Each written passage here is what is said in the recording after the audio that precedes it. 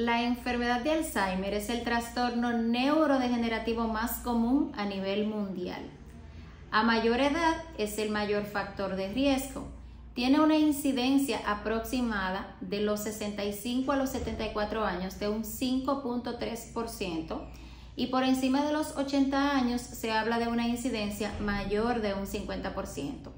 La mortalidad es alta, es la sexta causa de mortalidad en Estados Unidos y la quinta causa de mortalidad por encima de los 65 años, y en el top 10 es la única causa de mortalidad que no se puede prevenir ni evitar.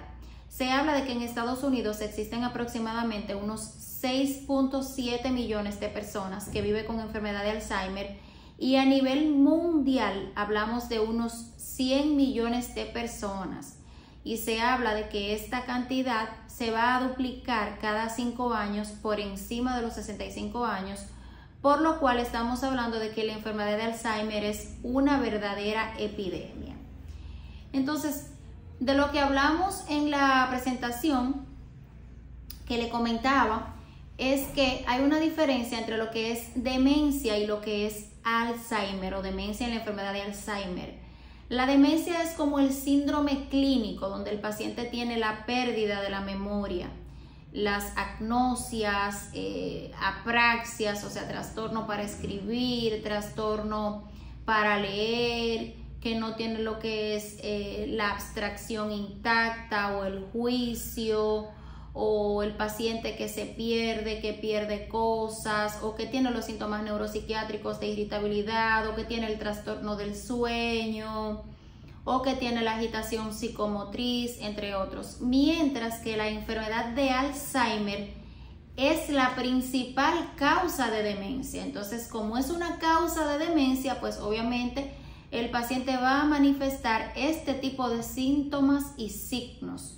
Entonces, ¿cuál es en sentido generalizado y en sentido, vamos a decir, resumido, el mecanismo fisiopatológico de la enfermedad de Alzheimer? ¿Por qué es que se produce? Bueno, hay una fase donde comienza a perderse la integridad neuronal y ahí comienzan a aparecer unos depósitos de unas placas de amiloides que se depositan de forma anormal en nuestro cerebro.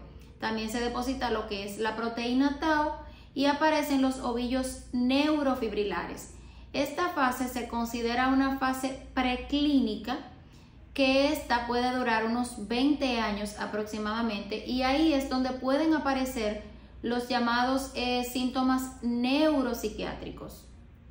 Ya en la fase de transición, que es donde estos depósitos de placa de amiloide, de proteína tau y todo esto se incrementa más, también hay una mayor pérdida de volumen del hipocampo.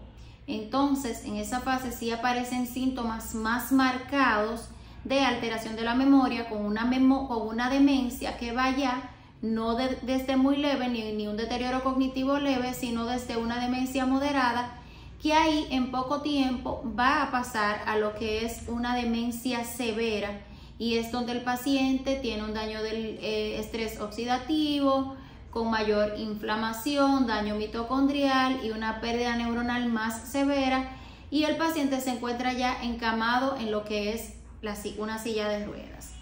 Entonces, hablamos de esos síntomas neuropsiquiátricos en la demencia de Alzheimer, que debemos de reconocer en ellos cuál es la gravedad de los mismos, cuál es la frecuencia, qué tanto pueden afectar al cuidador, que tanto pueden afectar al paciente, porque no es igual un paciente que se torne irritable, que tenga el fenómeno del atardecer, que diga en horas de la tarde, yo me voy para mi casa porque yo no vivo aquí, a un paciente que le diga a su cuidador, tú me estás robando, tú me cogiste este dinero, y le entre a golpes. O sea, no es lo mismo.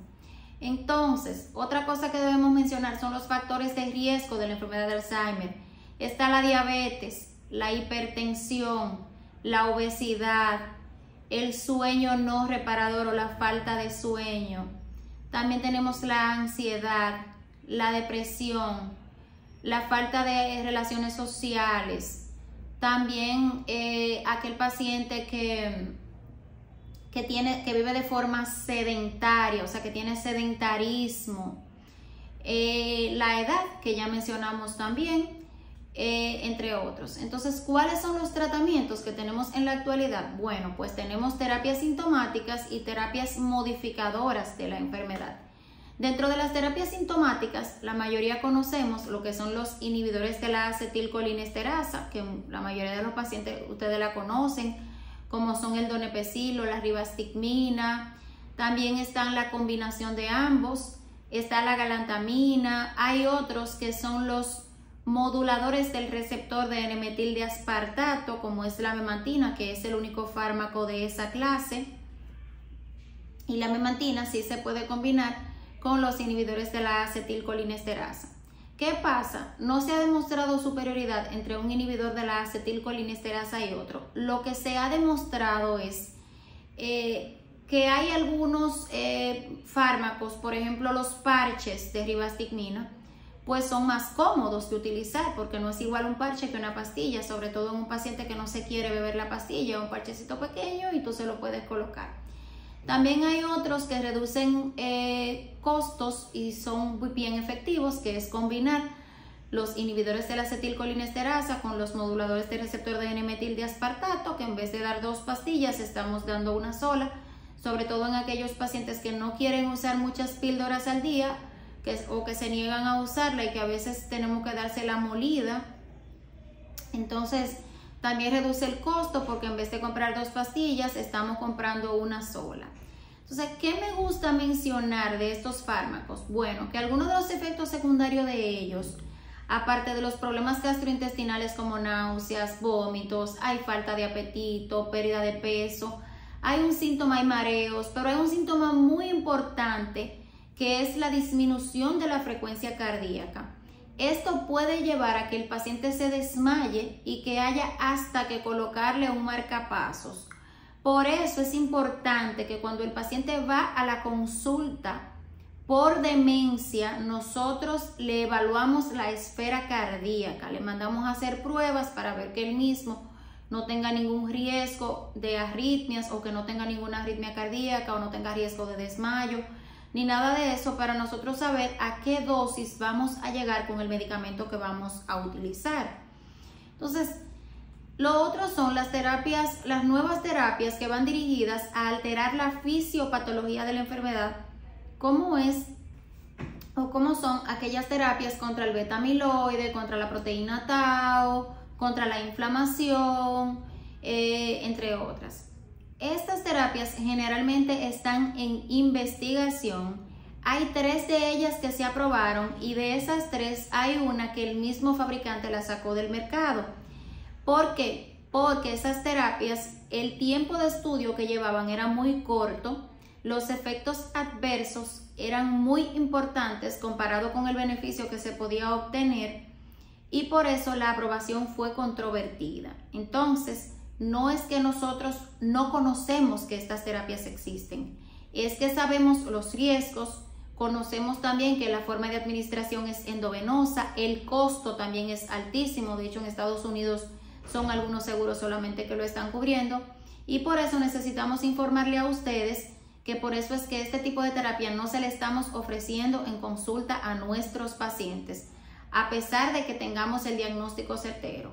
Porque recuerden que el diagnóstico se hace con las manifestaciones clínicas, con los biomarcadores en el líquido cerebroespinal, buscando la presencia de genes también determinísticos y genes de riesgo y también midiendo lo que es la proteína beta amiloide en ese líquido cerebroespinal, que ahora también se puede medir en sangre y podemos tener una correlación. Antes había que hacer una biopsia del cerebro para confirmar el diagnóstico y ahora solamente con las manifestaciones clínicas, los biomarcadores y las imágenes cerebrales donde vemos ya en una simple resonancia con una buena resolución, nosotros vemos cambios a nivel del volumen del hipocampo, vemos atrofia en diferentes áreas del cerebro, pero tenemos otros estudios ya mucho más específicos como son el PET amiloide, el PET tau, el PET con fluodesoxiglucosa, que nos ayudan a confirmar la enfermedad. Entonces, por eso es bueno que sepamos que tenemos todas estas herramientas y los tratamientos que tenemos y los que ofrecemos y por qué algunos de ellos, que aunque son tan novedosos y lo hemos mencionado, no lo ofrecemos.